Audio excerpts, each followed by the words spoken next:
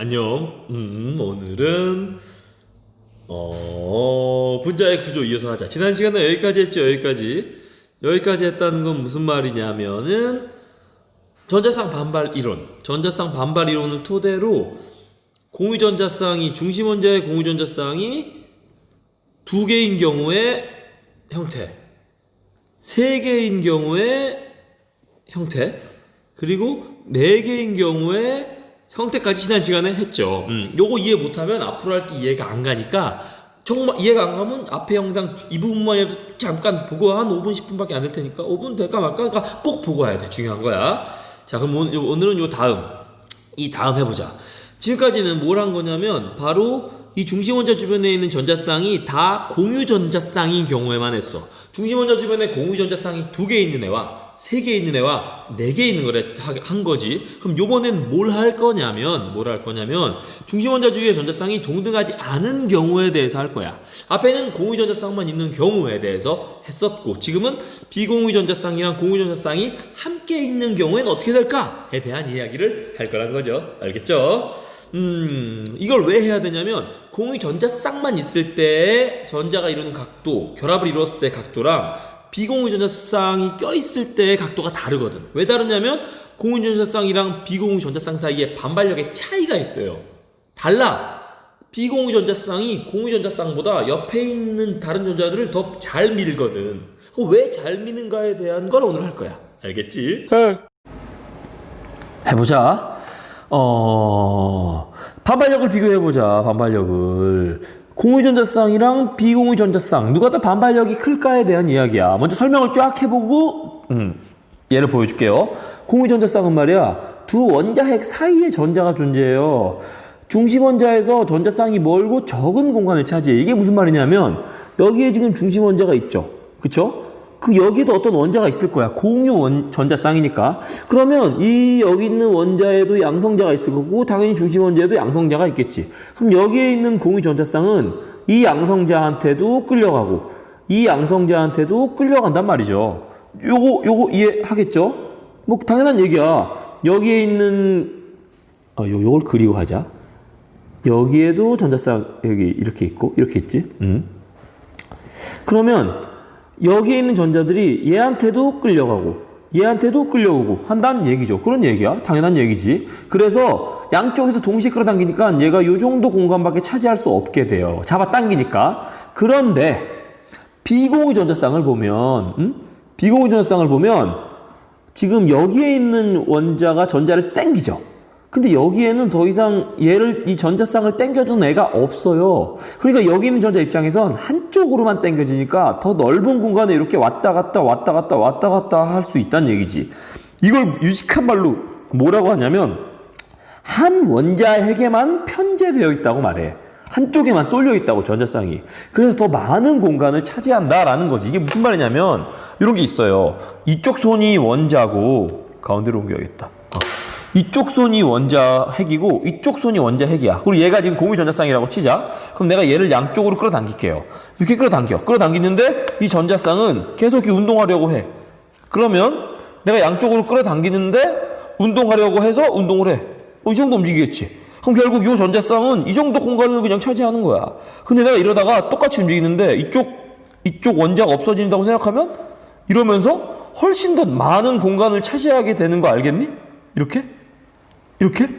그쵸? 양쪽으로 잡아당길 때는 위아래로 움직여도 이 정도 공간밖에 차지하지 못해요. 그런데 내가 한쪽 원자의 당김을 없애면 이렇게 된단 말이지. 그래서 이렇게 비공유전자쌍, 즉 중심 원자에만 끌려가고 있는 이 비공유전자쌍은 더 넓은 공간을 왔다 갔다 한다. 얘는 그래봤자 이렇게밖에 왔다 갔다 못해. 양쪽에서 끌어당기니까. 얘는 이쪽에서 끌어당기니까 더 넓은 공간을 왔다 갔다 한다라는 개념이지. 그럼 이 넓은 공간을 왔다 갔다 한다는 게 무슨 의미를 갖냐면, 얘가 이렇게 넓은 공간을 왔다 갔다 하니까 얘를, 여기 있는 전자쌍을 더 잘 밀겠지. 요렇게 미는 힘이 훨씬 더 세겠죠. 그걸 이해해야 돼. 그러면 여기도 더 세게 미니까, 반발을 더 세게 하니까 요 각도가 훨씬 더 크겠네. 라는 말은 틀리. 반대로 말했지. 요 각도가 요 각도보다 훨씬 더 클 거라고. 잘 말했구만. 이게 더 큰 각도야. 왜냐면 얘가 살살 미니까. 얘는 세게 미니까 요 각도가 좁아지죠.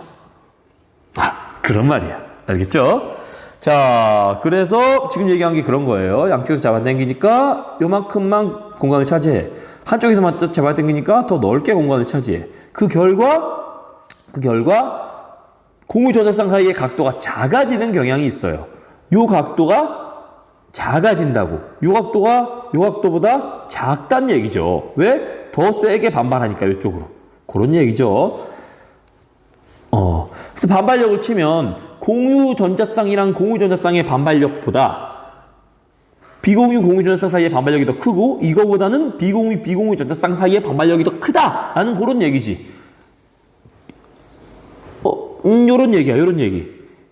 요 공유 전자쌍이랑 공유 전자쌍 사이의 반발력보다 공유 전자쌍과 비공유 전자쌍 사이의 반발력이 더 크고 또 만약에 비공유 전자쌍이 더 있다면 비공유 전자쌍끼리의 반발력이 더 크다라는 거죠. 왜? 비공유 전자쌍은 더 넓은 공간을 차지하니까 서로에게 더 반발을 강하게 할 테니까. 어려운 얘기는 아니죠? 어렵지 않아요. 이해해야 돼요.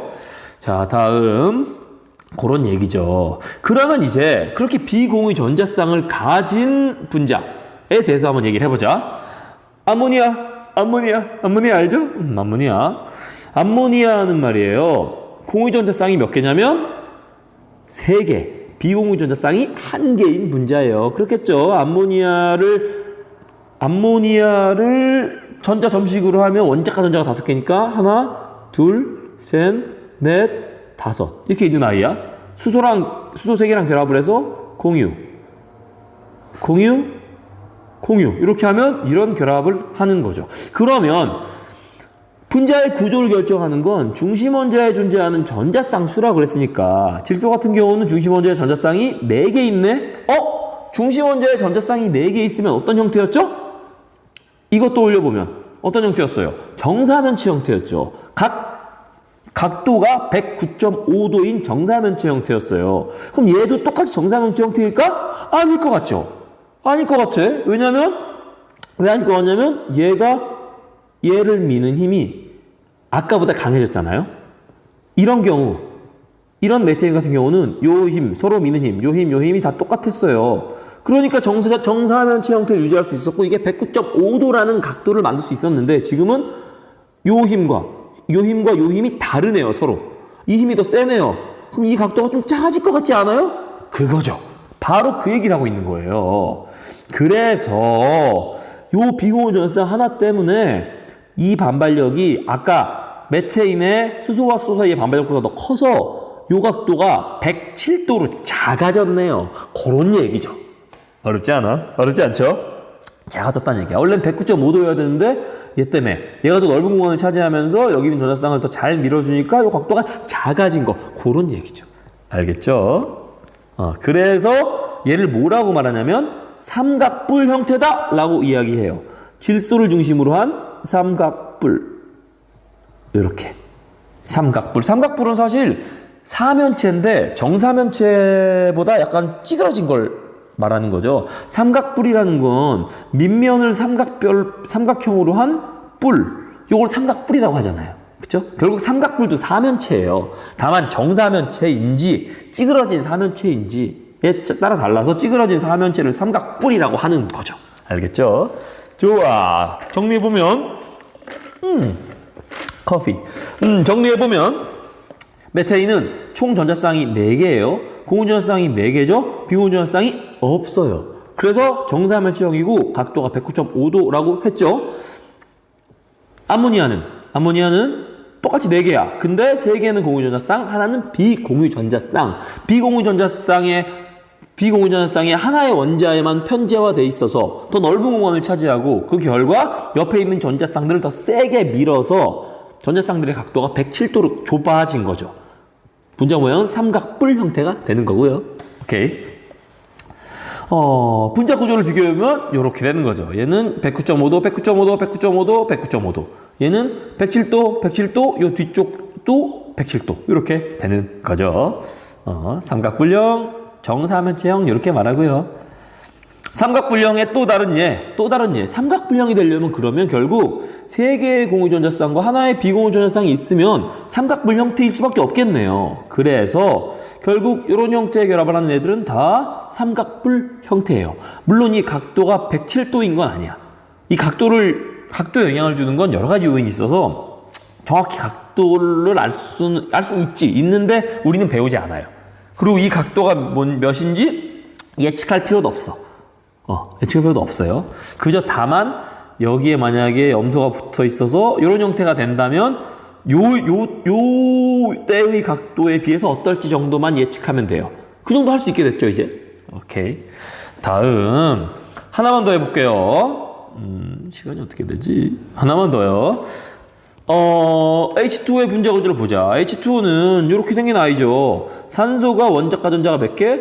하나, 둘, 셋, 넷, 다섯, 6개죠. 전자가 2개 더 필요해요. 수소랑 이렇게 공유결합하고 수소랑 이렇게 공유결합한 거예요. 얘를 이렇게 돌린 거죠. 그래서 이렇게 된 거예요. 알겠죠?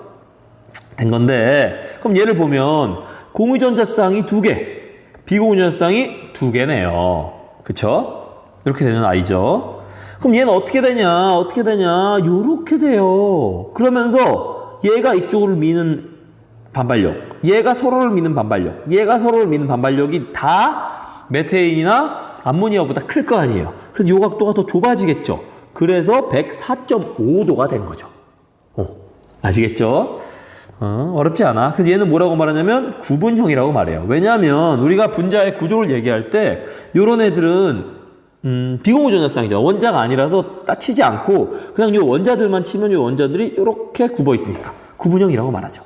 알겠죠? 비교해보면 이렇게 되는 거죠. 공유전자쌍 2개, 비공유전자쌍 2개, 결합각은 104.5도, 분자 모양은 구분형. 이 각도를 달달달 외울 필요는 없지만 외워졌을 걸 이미? 그리고 원리도 그냥 알겠죠. 그런 이유라는 거야. 비공유전자쌍이 늘어날수록 공유전자쌍의 반발력 때문에 점점점 공유전자쌍들의 각도가 줄어든다라는 그런 재밌는 이야기죠. 엄청 재밌는 얘기야 이거. 눈에 보이지도 않아. 우리는 원자를 볼 수가 없잖아요. 분자 당연히 못 보죠. 원자를 볼 수가 없으니. 그런데 우리는 보이지도 않는 걔네의 구조를 예측할 수 있고 그게 딱딱딱 들어맞고 그렇게 들어맞았기 때문에 우리가 예측한 걔네의 성질들 끓는 점, 녹는 점, 물의 용해도 뭐 이런 것들이 우리가 예측한 거랑 딱딱딱딱 맞아떨어진 거예요. 이걸 처음에 예측하고 검증한 화학자들은 얼마나 짜릿짜릿했겠니. 그리고 이게 이제 산업에 그대로 적용이 되니까 현대 문명이 발전을 하는 거죠. 그래. 자, 구분형의 다른 예. 구분형의 다른 예 볼게요. 보다시피 2개의 공유전자쌍과 2개의 비공유전자쌍을 가진 애들은 다 구분형이 될 수밖에 없겠죠. 근데 여기서 재밌는 건 우리가 이렇게 그리니 마치 얘랑 얘가 같은 평면에 있는 것 같지만 그렇지 않다는 거 알죠? 어떻게 있는 거? 이렇게 있는 거. 알겠어요? 이렇게 있다는 거 알아줘야 돼요. 자, 그럼 이제 우리는 공유전자쌍과 비공유전자쌍을 가지고 분자 구조를 예측할 수 있는 존재가 된 거예요. 이제 이 우주에 있는 모든 분자들을 여러분이 보면 그 분자의 원자과 전자수를 알고 분자의 루이스 전자점식을 그릴 수 있게 그리는 순간 걔 구조를 예측할 수 있게 된 거라고요. 엄청난 거야. 이제 만나게 될 그 어떤 분자도 어떤 모양인지 알 수 있는 대단한 존재가 된 거예요. 100년 전만 해도 인류 그 누구도 못하던 일을 지금 할 수 있게 됐다고요. 만약에 지금 여러분이 이런 지식을 갖고 100년 전으로 가잖아? 엄청난 존재가 되는 거야. 자, 보자. 공유전자쌍수가 2개의 애가 있어요. 근데 공유전자쌍수 2개에 비공유전자쌍수가 0개인 애. 공유전자쌍수 2개에 비공유전자쌍수가 2개인 애. 각각의 모양을 예측할 수 있죠. 어떻게? 공유전자쌍수가 2개면 이 2개가 서로 가장 멀어지려고 할 거고 이게 전자쌍 반발 이론이죠. VSEPR이라고 말해요. 가장 멀어지려고 하니까 가장 먼 건 평면상의 직선밖에 없죠. 그래서 이렇게 직선형 분자가 될 거야. 근데 얘는 2개니까 요 4개의 전자쌍이 서로 가장 멀어지려면 이렇게 돼야 되는 거고 그렇게 된 다음에 그렇게 된 다음에 이렇게 미는 힘이 더 세니까 얘가 104.5도가 될 거라는 거죠. 그래서 직선형이 될 수가 없어요. 구분형일 수밖에 없다고. 옛날 과학자들은 똑같이 이렇게 세 개의 원자로 구성되어 있고 중심 원자가 이렇게 있고 또 다른 원자 두 개가 결합되어 있는 얘네인데 왜 얘는 직선형이라서 전기를 띠지 않고 그러니까 분자 내부에 전하를 띠지 않고 얘는 왜 분자 내부에 전하를 띠는지 몰랐어요. 그냥 성질을 봤더니 얘는 무극성 분자야. 얘는 극성 분자야. 알 방법이 없었죠, 옛날에. 이젠 알아요. 엄청나. 그래서 얘는 직선형, 얘는 구분형이 된 거죠. 오케이. 똑같이 해봐요. 공유전상수 3개에 비공유전상수 빵개 1개인 아이. 예. 같은 경우는 3개니까 서로 3개가 가장 멀어지려면 평면 삼각형 형태여야 되고 그래서 110도가 되는데 4개인에 얘는 이렇게 암모니아처럼 돼서 107도가 되는 거죠. 알겠죠? 다 준비한 거예요. 자, 마지막 요거 끝내자. 이산화탄소의 분자구조를 예측해보자. 이산화탄소의 분자구조를 예측하려면 먼저 루이스 전자 점식을 그려야 돼요. 탄소는 원자과 전자가 하나, 둘, 셋, 넷. 공유결합을 몇 개 해야 돼? 4개를 해야 돼. 산소는 원자과 전자가 하나, 둘, 셋, 넷, 다 6. 공유결합 몇 개 해야 돼? 2개를 해야 돼. 얘는 4개를 해야 되고 얘는 2개를 해야 되니 이렇게 공유하면 되겠네요. 그쵸? 그래서 요렇게 공유한 거죠. 또 다른 산소와도 요렇게 공유한 거죠. 자, 그러면 중심 원자인 탄소 입장에선 공유전자쌍이 4개니까 메테인처럼 요렇게 돼야 될 것 같죠? 메테인처럼 요렇게 돼야 될, 아무튼 이런 식으로 정사면체가 돼야 될 것 같다 생각을 하죠? 그런데 그렇지가 않아요.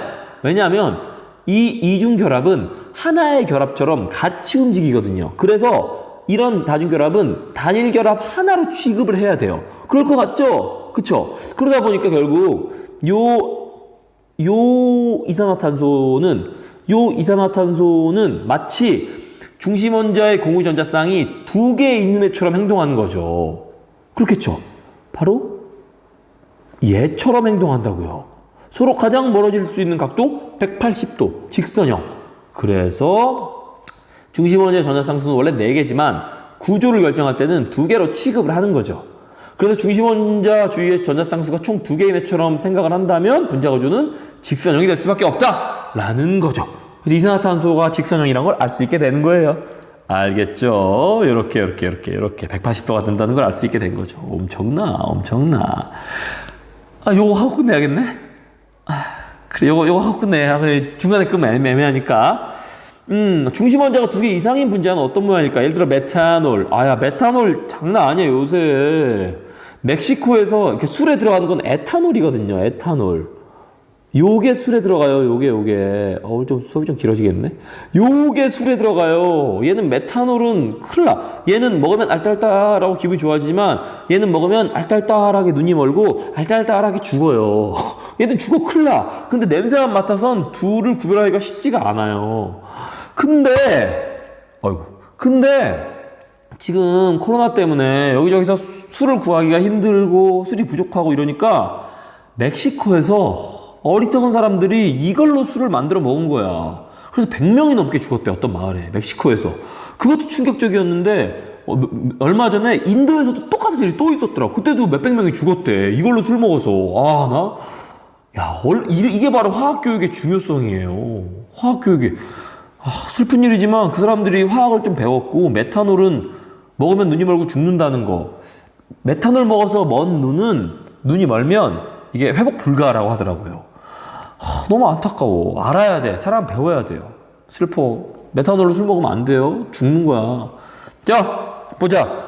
그러면 이런 애들은 분자구조가 어떨지 봅시다. 보면 중심 원자가 2개예요. 얘도 중심이고 얘도 중심이라고 말할 수 있죠. 그럼 얘는 어떤 모양이냐? 얘를 중심으로 먼저 생각하면 요렇게 4개가 서로 반발하겠죠. 그래서 사면체 형태가 될 거예요. 정사면체는 될 수가 없어. 사면체 형태가 돼. 그러면 이렇게 될 거예요. 탄소가 있고 요렇게 사면체 형태가 먼저 이렇게 되겠죠. 그런 다음 얘는 요거만 보면 얘는 구분형이 되겠죠. 요렇게 짐작하죠. 그래서 결국 요런 형태, 삼연체가 이렇게 있고 굽어 있는 형태 이렇게 될 거예요. 라는 거 아시겠죠? 이렇게 두 개가 합쳐진 이렇게 어렵지 않아. 어렵지 않고 약간 소름도 좀 돋고 잠깐 짜릿할걸요? 이제 여러분들이 만나는 모든 분자의 모양을 알 수 있게 됐으니까 대단한 걸 알게 된 거예요. 고생했어. 고생했어. 우리 학교에서 보려면 아직 많이 남았지. 너희는 추석 전에 아예 학교를 안 나온다고 하더라. 그래도 우리 공부 잘하고 있는 거지. 고생했어. 고마워. 안녕.